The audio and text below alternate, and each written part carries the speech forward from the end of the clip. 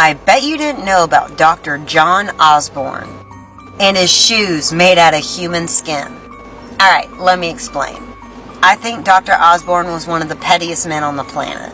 It all started with George Francis Warden, also known as Big Nose George. He was a notorious horse thief and train robber. In 1878, a holdup didn't go so well, and he ended up killing some lawmen and tried to flee. But his bragging got the best of him, and he was caught. He was taken to Rawlins, Wyoming, where he was going to be hanged for his crimes. But during the hanging, he was lynched by a very angry mob. In the scuffle, they yanked him down from the noose, ripping his ears off. They claimed that his nose was so big that the coffin lid wouldn't close properly, and so they had to nail it shut so he would fit. That's when Dr. Thomas McGee and Dr. John Osborne come in. After his burial, they exhumed him from his grave.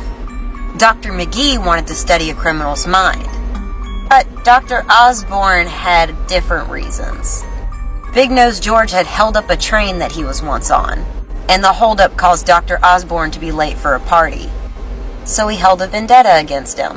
While Dr. McGee took George's brain to study, Dr. Osborne decided he was going to skin George's chest and thighs. He then took the skin and made himself a pair of shoes. Only the ends of the shoes were George's skin.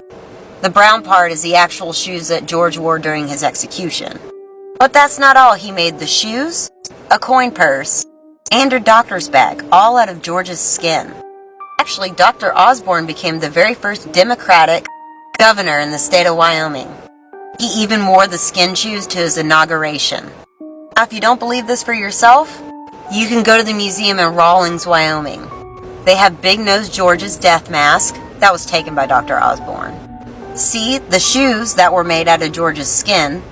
Also his skull with the missing skull cap, from where Dr. McGee split open his skull to study his brain.